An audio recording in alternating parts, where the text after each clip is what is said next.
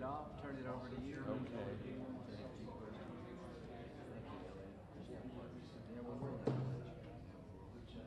Well done. Thank you. Great job. All the right stuff. Thank you, sir. I'll kick it off. Elliot, you, and McCaul. Take questions. McCall's not there. He was.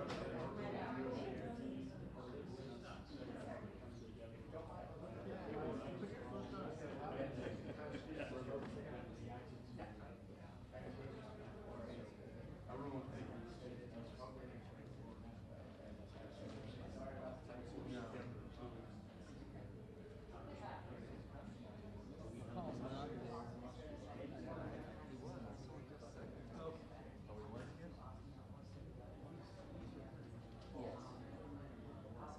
Is McCall? That's right. I think that's right. I think this is a recommendation.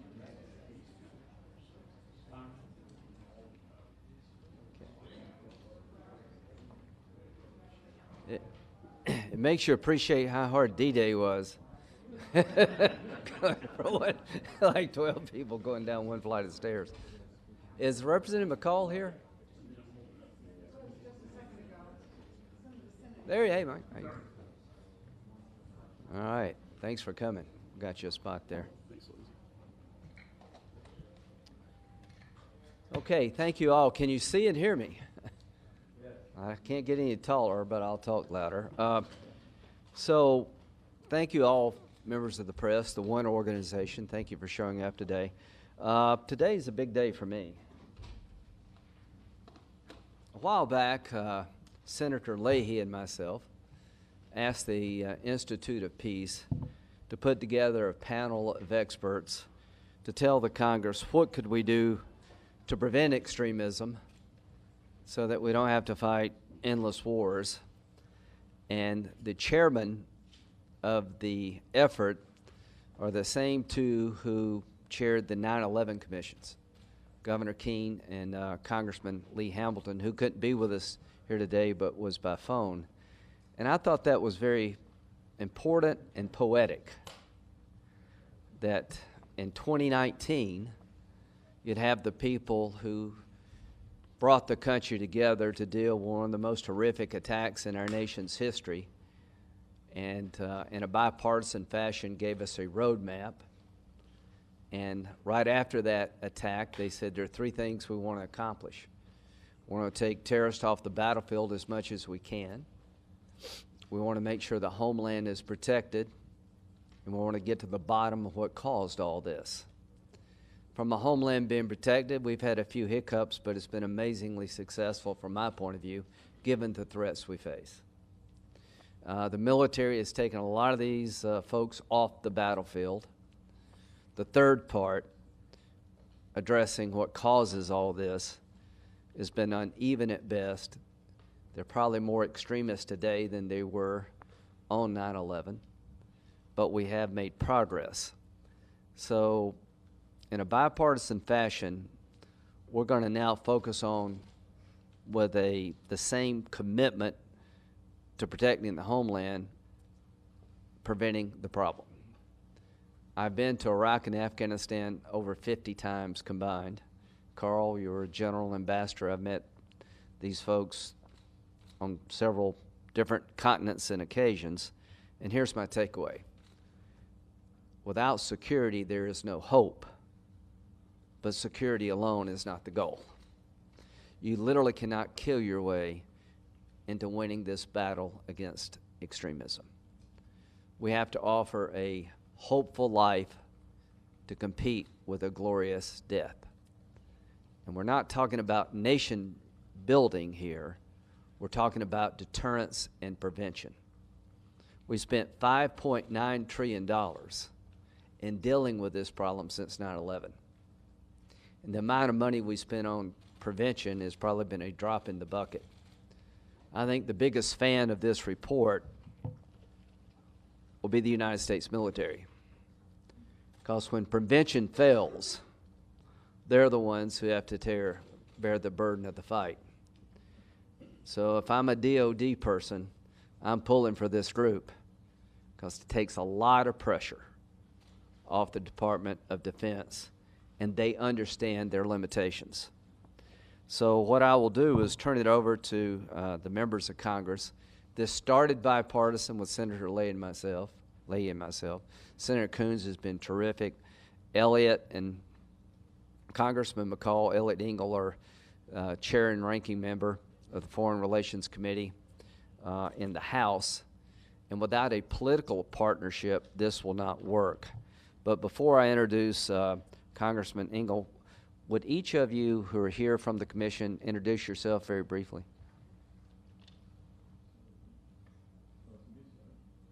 Steve Hackett, former National Security Advisor and Chair of the Board of the U.S. Institute of Peace. I'm Nancy Lindborg. I'm the President of the United States Institute of Peace. I'm Farouk Kathwari, Chairman and CEO of Ethan Allen, but also involved with USIP for many, many years. I'm Carl Eichenberg at Stanford University, called the U.S. Asia Security Initiative. Olga Bransky, a former Undersecretary of State at Harvard University as a Senior Fellow in the Future Diplomacy Project. Tom Kane, former Chairman of the 9/11 Commission. A few other things. Well, there are other members that couldn't be here, but they're bipartisan. They know what they're talking about. They represent the public sector. They represent the private sector. Carl has been a general in combat and ambassador to Afghanistan. Steve was President Bush's national security advisor, and we have got some really good input. We've actually got a bill already drafted, and I will turn it over to Congressman Engel. He's going to lead the charge in the House and tell you what the House is about to do.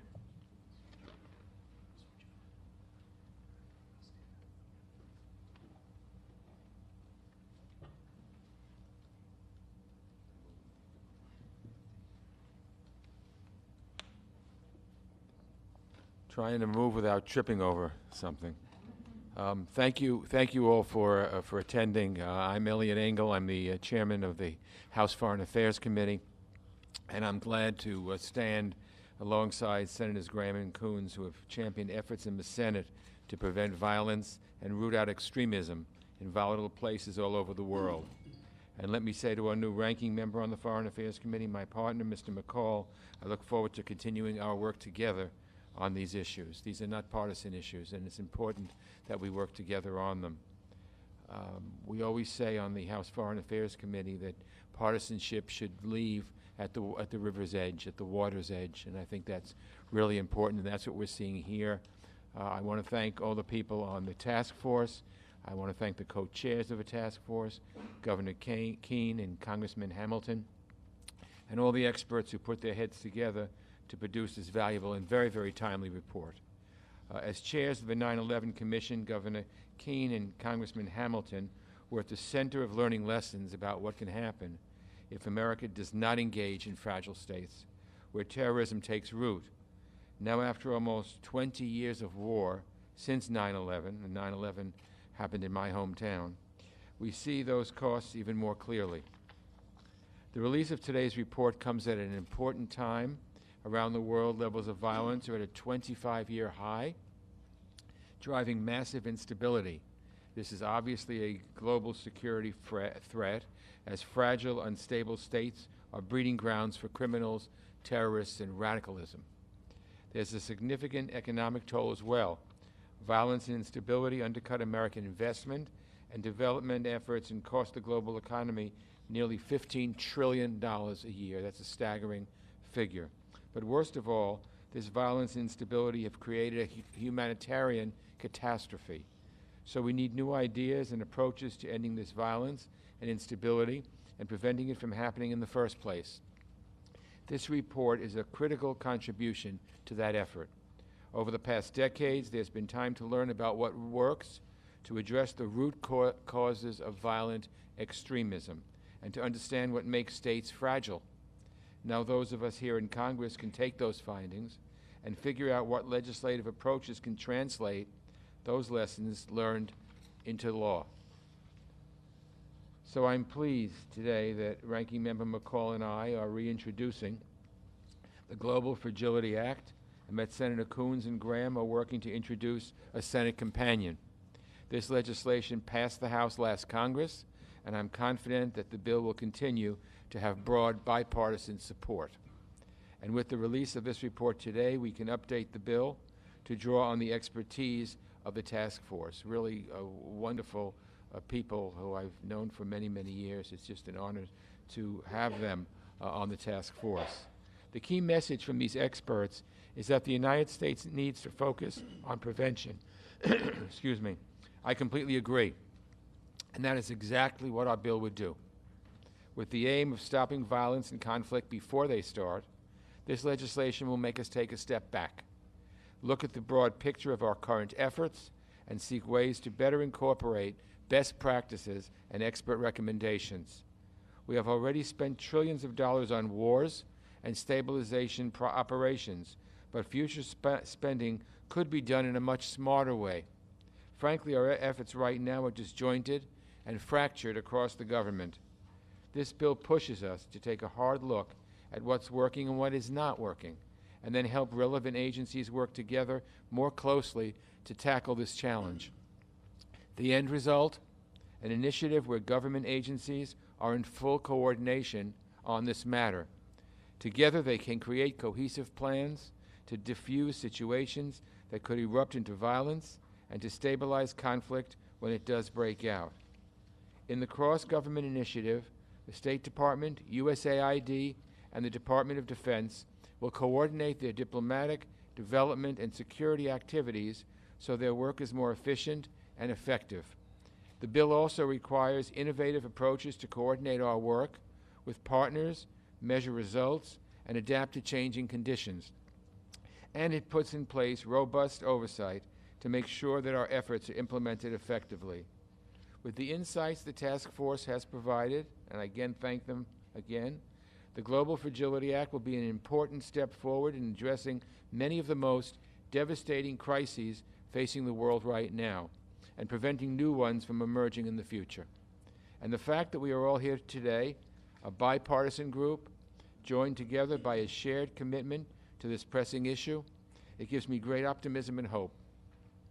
Because addressing the root causes of extremism in fragile states gets us closer to a safer and more stable, prosperous world. So I thank all of you for your work to get to that brighter future. Together we're going to prevail because we have no other choice. And I'll turn the podium over to Senator Coons.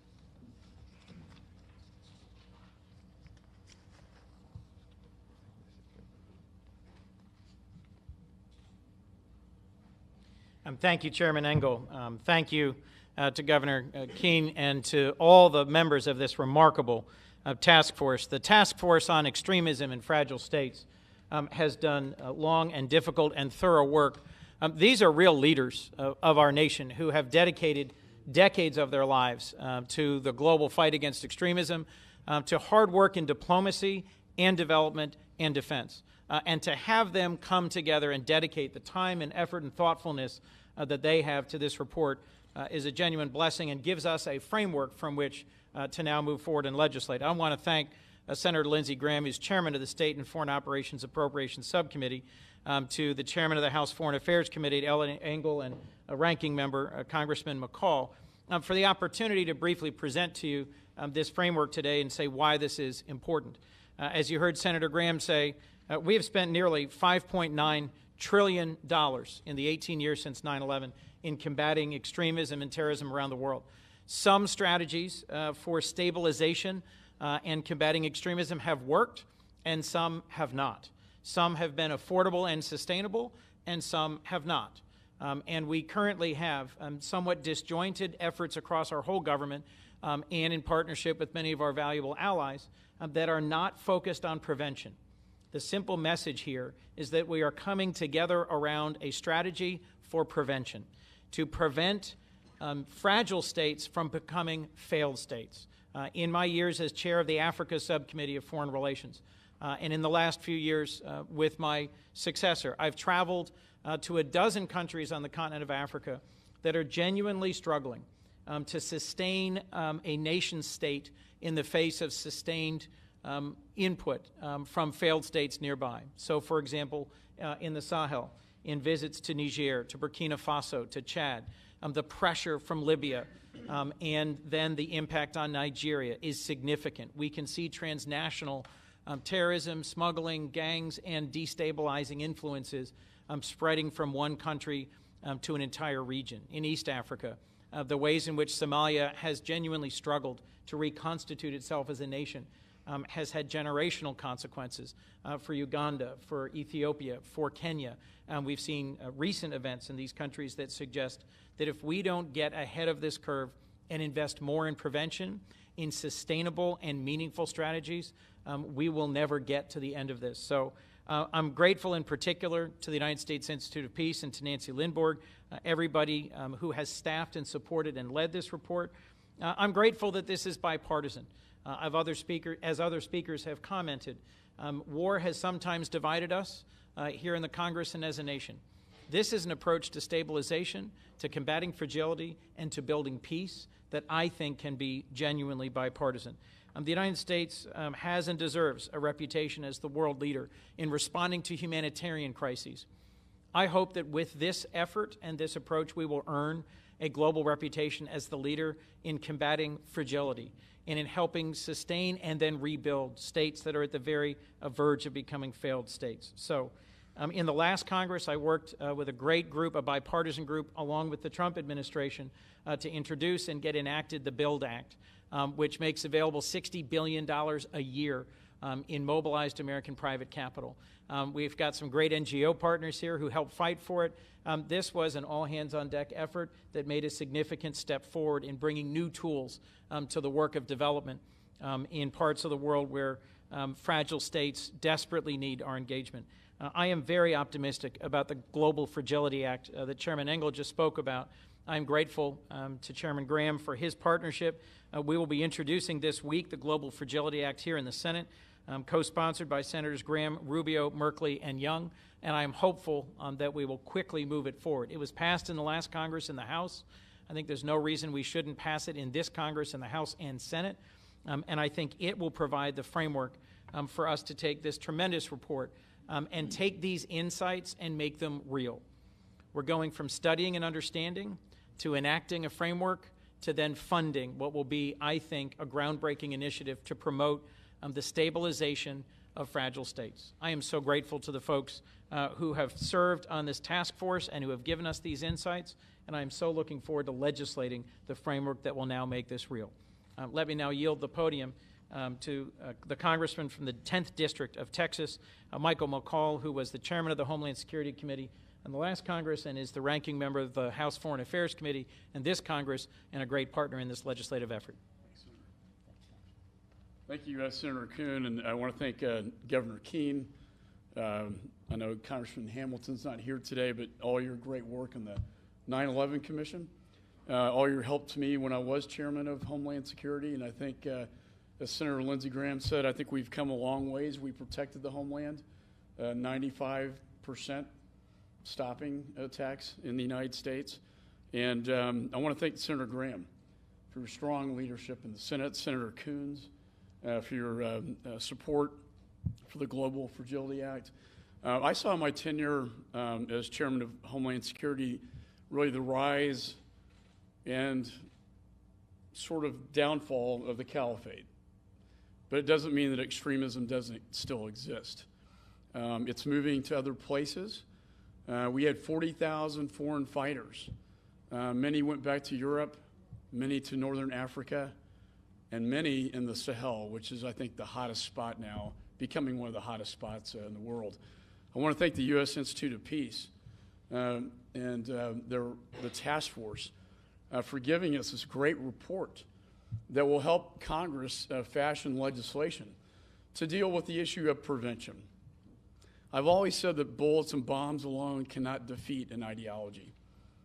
We need to deal with it at its core root problem, and that is despair, lack of hope, poverty, destabilized nations, fragile states where there is no governance. That is where they go. The fact that Syria had no governance and that Iraq was falling apart is why ISIS reared its ugly head. The fact that we have fragile states in the Sahel now, the fact that Libya, we had to pull our embassy out, made it fragile enough for extremism to take hold. It also takes hold over the internet, and it radicalizes over the internet every day. But it touches people, I think, in places where there is lack of hope, where there is no economic opportunity, and where there is a lack of governance, and there is more dictatorship. And so this report, I think Senator Graham put it best when he said, you know who's going to really enjoy this report and appreciate it more than anybody is the Department of Defense. I remember when the cry from the administration was to cut foreign aid by 20%. And General Mattis, I thought, had the best response. That if you do that, you're going to have to pay for more bullets. And so the question is, do we want to kill more or stop it at its root cause? I would rather have prevention and stop radicalization at its root cause than to get to a young man or woman who is radicalized, grows up, and then we have the horrible choice of war that we have spent trillions on since 9/11. I've always been a messenger of we have to get to prevention, stop radicalization at its core rather than deal with it later on down the road. And I think that's what this bill, the Global Fragility Act, does. I want to thank Chairman Engel for his leadership in bringing this back up. I'm proud to be his lead Republican on it. I want to thank Senator Graham and Senator Coons for pushing this forward. I also want to thank the One campaign. I know I'll be meeting with you all later in my office, but who better to champion this bill than your organization? And I know this will be one of your top priorities on the Hill as we move forward. And the fact it's bipartisan at a time of such toxicity in Washington, I think makes it even better. This is something we can all agree on and get behind. And again, I want to thank the U.S. Institute of Peace for their great work on this. So now we'll hear from the chairman to kind of give you a top line. But to the One campaign, you know, I make a joke to Bono that I'm not a big fan of his music, and he seems to be okay with that, because apparently millions are. But I'm a big fan of him and what the One campaign has done. He says it the best. Extreme poverty, extreme climate, extreme ideology, when they come together, bad news. And what have I learned on my trips abroad? Most people are not buying what the extremists are selling.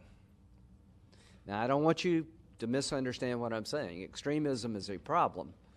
But people in Afghanistan, Iraq, Syria, you name the place, if they could choose a different path, they would. Most fathers and mothers do not want to turn their daughters over to ISIL. So the idea that this is hopeless is not true. We're going to win this fight. The only question is, how long does it take and how much suffering will be involved? To the American people, from a hawkish kind of guy, every dollar we spend here saves us a lot of heartache down the road. For every dollar in prevention, you're going to save $16, they tell me, in actually going and engaging the enemy. From a hawk's point of view, this is the best way to destroy extremism, is to give people in the regions affected by extremism the capability to push back when they have the will. And this is about providing capacity to those people with the will to say no to extremism. And without prevention and getting to the root cause of this problem, the wars will be endless. Finally, the dividends for winning are enormous. American businesses will have a lot of grateful customers. All these populations are young. They've seen what life could look like through the technology they have in their possession.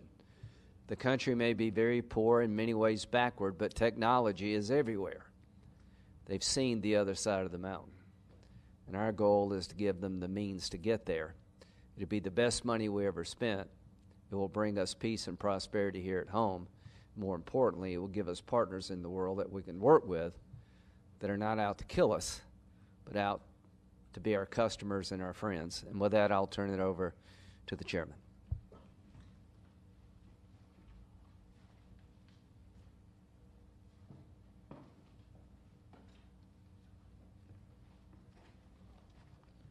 Senator Graham, thank you very much. You know, as I go around just talking to people, they tell me two things they want in Washington. One is vision. Lincoln said, where there's no vision, the people perish. And the other is, why can't they work together? Well, I wish they were here. Because in these congressmen, you recognize the vision, and they're working together.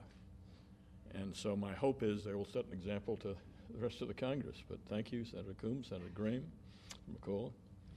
Thank you very, very much, and Congressman Engel.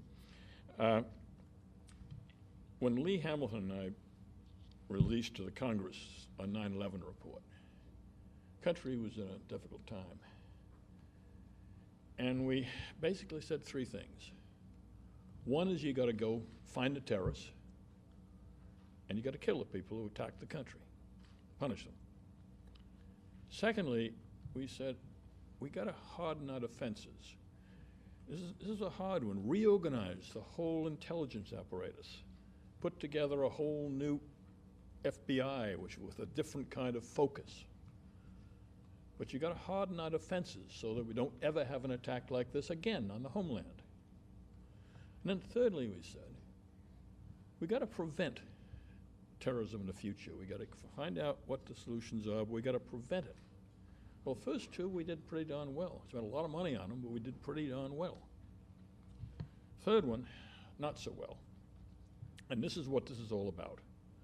This is what this task force, which has taught me so much, you know, just working with people with this kind of intelligence, this kind of expertise, has taught me a lot working with the task force. But this is the idea that it all really, at this point, ought to be about prevention. It's not only part of the strategy, it should honestly be the heart of the strategy and the whole strategy. First of all, we got to make prevention the most important thing as we're looking at this part of the world. And all our other strategies ought to be, that requires, again, a rethinking in government. We got to take all these various agencies and departments and all these parts of government and get them to work together in a new way around a new strategy and one that has a chance of working, so we don't always depend on trying to build states, which is hard to do, and we haven't been very successful at it, or resort to the military, which has done a wonderful job, but we shouldn't have to resort to the military. It's too much money and it's too much blood. So this is a whole new way of looking at it and looking at a way to solve a problem. And third, our recommendation is we shouldn't be doing it alone. You know, the United States shouldn't go alone. It should go with partners. And so a lot of the money for this, we propose to put together a fund that is going to be subscribed to, yes, by us, but even more so by other people. And we're going to put this all together, and hopefully with the vision and leadership of Congress, it's all going to work out. Let me be clear. It's not going to stop all conflicts. It's not going to rebuild nations. It's a power to enable fragile states to do it themselves, to be their own solutions and find their own solutions at home with our help, working in partnership with them, not doing things to them, but doing things with them. And that's why we need a truly high-level political commitment to try this approach and stick with it for the long term. It's not always going to be successful right away. We're going to have some failures, but also we believe you're going to have some successes, and some important successes. And those successes are going to make this whole world we live in a better place. We are enormously grateful for the support we've already received for this report from Congress. It's wonderful. The people I've talked to, both in Congress and the administration, the members of the task force, all have been encouraging. Every one of them. We haven't had anybody we talked to that haven't said, wow, that's a good idea. Why don't we try that? This comes from Congress, it comes from the administration. So that's very, very hopeful in itself. The underlying causes we know about, and we know some of the solutions. We know, for instance, you involve more young people. We know if you involve women to a very, very important extent. We know if you involve the private sector, if you work with all these groups and try to bring them more into the fore as you go with these problems. If you find the the right leaders in these countries, people who are there working with the right motivation for their people, who care about each other, care about other people in their society. When we can identify those people, and we have to identify them, you know, when we can't find people like that, we're probably not going to be successful. We've got to find those people and work with them. And if we do that, we have a real chance of succeeding. And that's really the most important thing. That's the vision I'm talking about, putting all this together. If implemented, we believe the strategy will not only defeat today's terrorists, but means that our children and grandchildren will not be treating with the same problem we are. As Senator Graham has said, you know, we've spent a lot of time, a lot of money, done a lot of good things, but we got more terrorists, not less, in more areas of the world, not less, than we did in the year 2000. So no matter what we're doing and how many successes we've had, we're not doing it well yet. And we believe the heart of doing it well is prevention. And this has been a wonderful task force. I mean, I can't tell you how much I've enjoyed working with them and much I've learned from them. They've all spent their lives, many of them, in this area. And so I want to thank them for all their hard work. We are heartened, obviously, by the bipartisan and bicameral efforts that we see here today. We commend your leadership in the Congress on these very critical issue. We commend particularly Senator Graham for having the whole idea, I think, to put this all together. He's the real leader on this stuff. We wouldn't be here without him. And I want to thank you all for everything you've done and everything you're doing, and thank Nancy and the Institute for Peace. We hope we can move forward, and wherever we can help you in the Congress, let us know.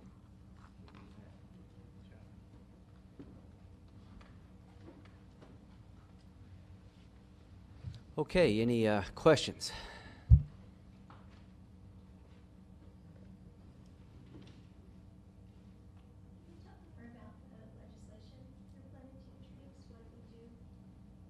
Well, the goal is to get the government to work together, to create a framework, basically, to get the major agencies involved, to work together to come up with a preventive strategy. The war on terror has been very kinetic. Our goal is to make it less kinetic, right? The Cold War was not very kinetic. We spent a lot of money deterring and preventing the spread of communism, and eventually the ideology of the Soviet Union sort of collapsed. That's what happened here. So what does winning look like? Winning is, there'll be a day when the people over there will have the resources, the will, and the capability to contain extremism in their backyard without a lot of us on the ground, that the government will be loyal to the people, not to some ideological cause, that the police and the army are trusted. Young people have economic hope, and a woman will have a say about the future of her children. So this bill is designed to get the government to focus on that. I cannot stress to you how important this is. If we pull this off, it's a completely different way of combating the war on terrorism. All of these years later, we have learned that without the preventive part, without getting other people involved throughout the world, we're going to just keep fighting. I'll end where I began. The ideology does not sell well if people have other choices. The people in Afghanistan are not going to go back to the good old days of the Taliban. The Taliban may be part of the future of Afghanistan through a reconciliation process. I hope that happens on our terms, not theirs. I doubt if you'll reconcile with Al-Qaeda or ISIS. So the goal is to help people over there bear the brunt of the military engagement and give them the capability, with some help from us and others, to contain the ideology. You never destroy extremism. I remember as a small child in South Carolina watching the KKK walk down the street, very intimidating. Now they're pretty much of a joke everywhere because people got better educated, more prosperous, and what they were selling just seems to be silly. One day that'll happen. One day the extremism being sold will be seen by people as kind of a bad product. Anything y'all want to add? If I could just add, the bill sets a framework similar to the way the MCC goes and prioritizes development. It says, here are priority regions and states, and then here are the metrics that we would look at in order to use authorized appropriations accounts to fund prevention work. So to what extent is this a country that's willing to partner with the United States on, for example, transparency or rule of law? To what extent are they connecting between the government and the people they serve? It would set some demonstrable metrics, the kind of approach that Senator Graham's talking about, to do prevention rather than simply doing, on the one hand, kinetic combating of terrorists, and on the other hand, sort of base development work of meeting basic human needs for clean water and for access to health care. This is trying to connect all of that with a coherent strategy, authorized appropriations accounts, and then metrics for outcomes.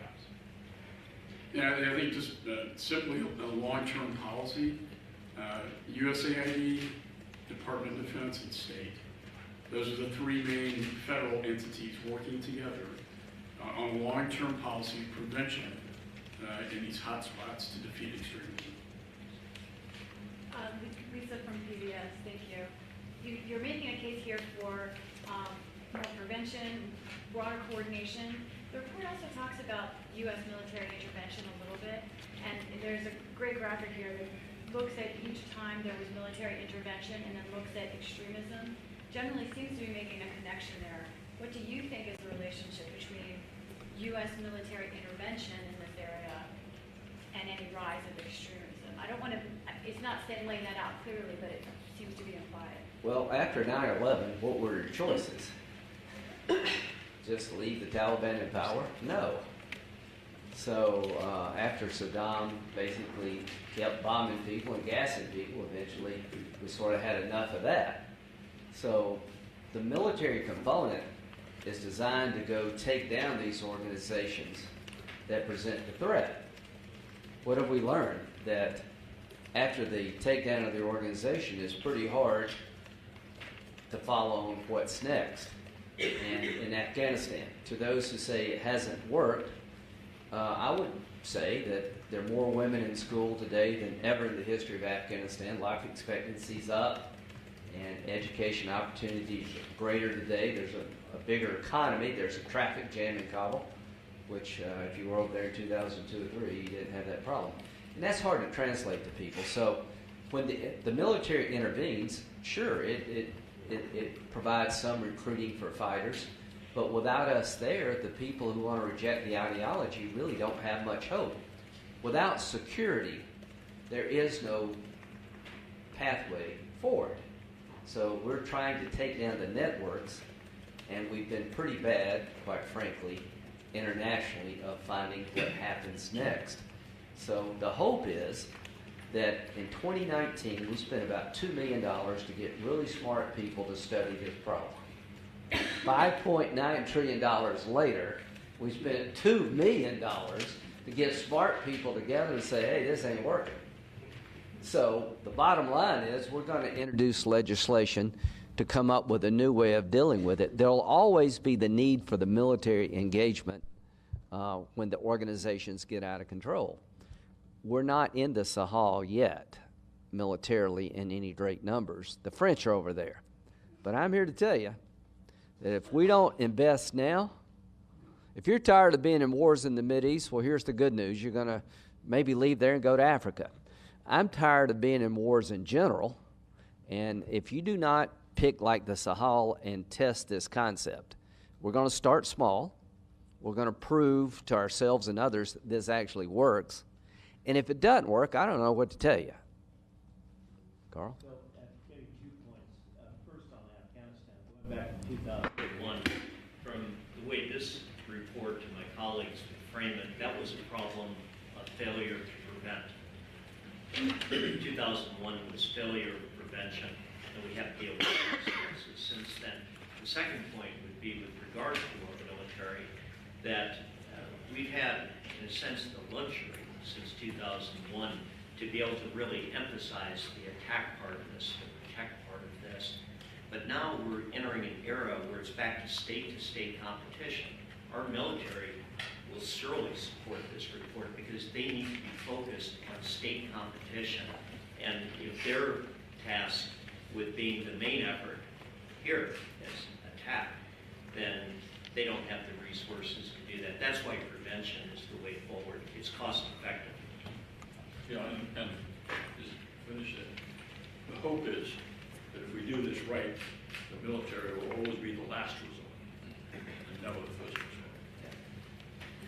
Kathy from the Atlantic, thank you for hosting this and thank you all for your work on this report. I'm curious about how the thinking has evolved on promoting democracy. I noticed that there's a lot of emphasis on promoting good governance, but not much on democracy. At the same time, that there's a discussion of how authoritarianism can breed extremist conditions. So I'm curious if any of you can comment on what model of governance obviously is going to be locally contingent, but what are the elements of governance that we're trying to promote, and how do we do that without necessarily the cooperation of the authoritarian governments in question that we might be? Very quickly, I'll turn it over to others. Name a war between two democracies. Seems to me that's a pretty good investment. I can't think of a war between two democracies for a reason. The rule of law usually saves you from having to go to war. People find a resolution process through representative government that prevents war. It's not so much about spreading democracy to me as the right of self-determination. If you want to live a certain way, I just want the people to make that decision, not the terrorists. It seems to me democracy isn't necessarily the first thing you go after. Because you go after the kind of things we talk about in the report. If you involve more women, if you do something about educating the youth, if you get the private sector involved, you're going to have a democracy. Sooner or later, you're going to have a democracy. But if you start by saying, we're here to create a democracy, there's certain elements in society going to say, no, they're trying to make everybody do it the American way or what have you. I think the result will be democracy. I'm not sure it's what we should go out with first. Senator, One American News. There certainly seems to be some fragility in Central America that's creating a problem at our southern border. Could you talk to maybe how that plays into what we're fighting about now on Capitol Hill? So that's actually a good point. Extremism is just not radical Islam. You've got places where people are living in pretty bad situations that affect us, like in Venezuela. I mean, I wouldn't want to live there.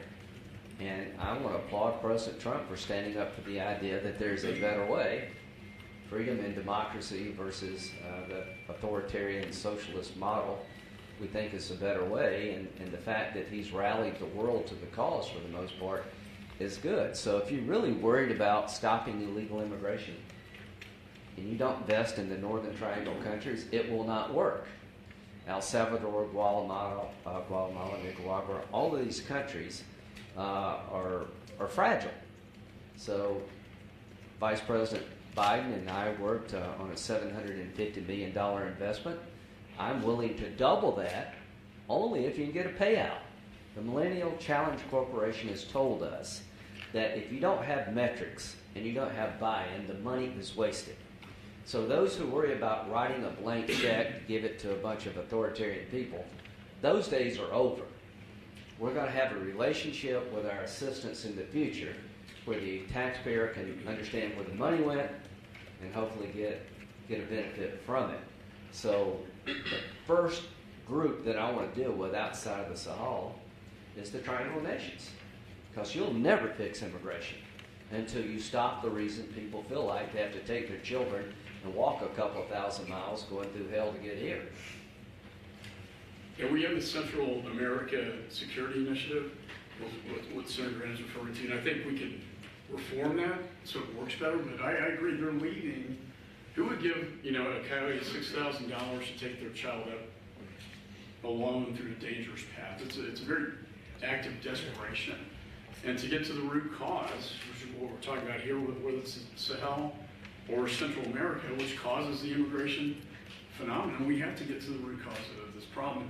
To democracies, I think our founding fathers gave Congress the power to declare war because they believe that constitutional democracies don't go to war, as Senator Graham said. And I think we can't self-impose a Jeffersonian democracy. I think Governor Keene is absolutely correct, but we can start stabilizing these nations and economies so they can get to the point where they are democratic nations. And frankly, if you're prioritizing good, rule of law and transparency and good governance, I think we're all convinced that will lead to a democracy. Well, it just, the wall, the barrier, whatever you want to call it, it stops the flow, but it doesn't stop the reason for the flow.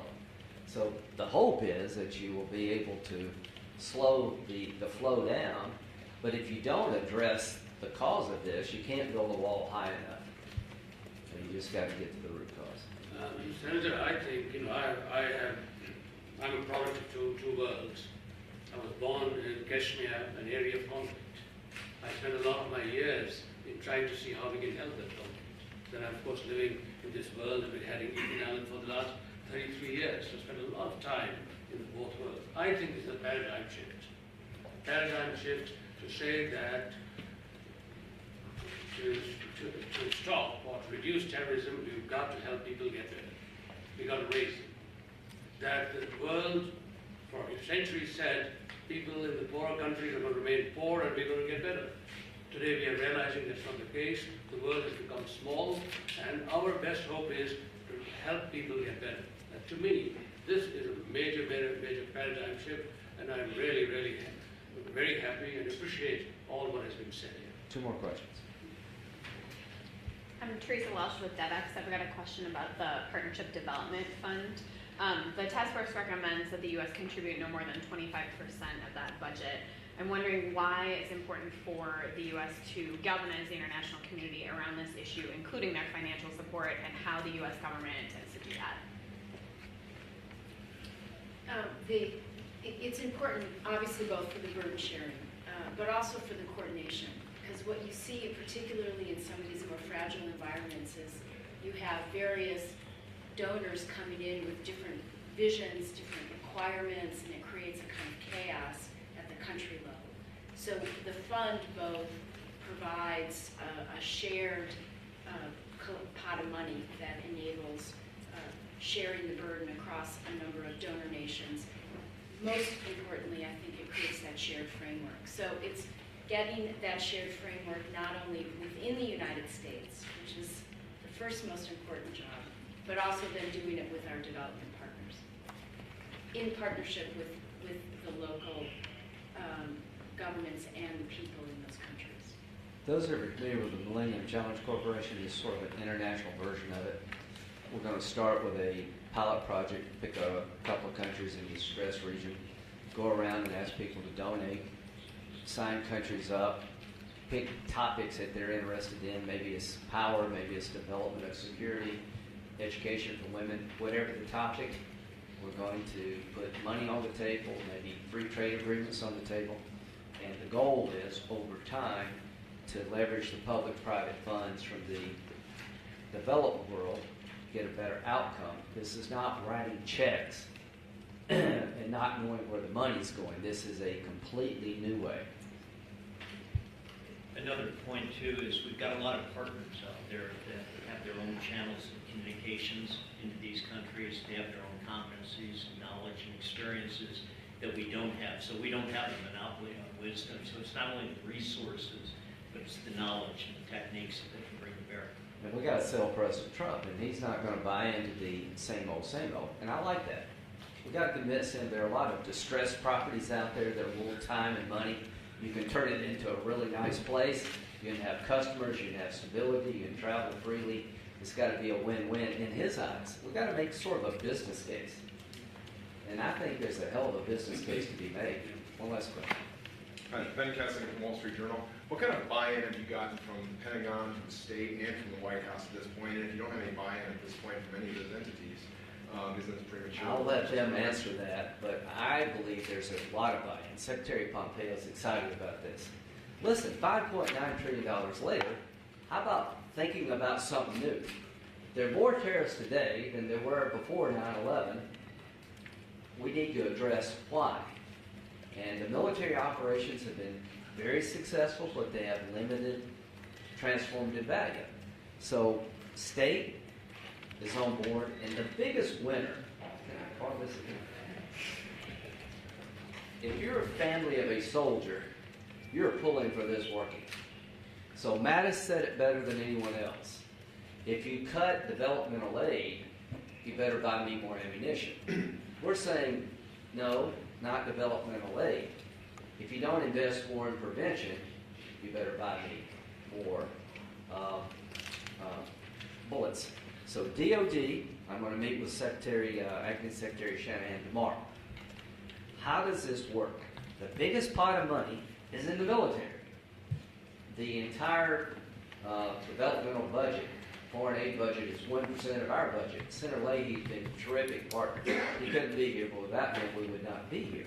So what if you could convince the military to take a small percentage at first of their warfighting budget to invest in prevention, to stop the war from starting to begin with?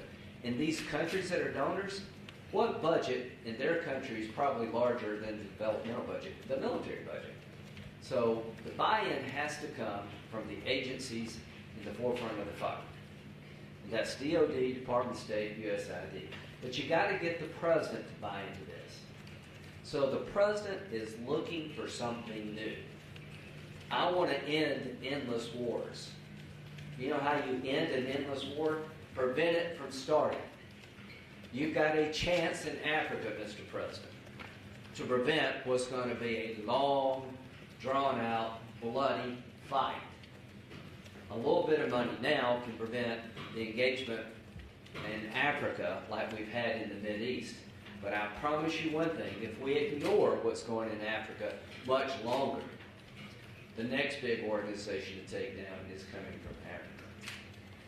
Thank you all very, very much to the folks who did this about budget.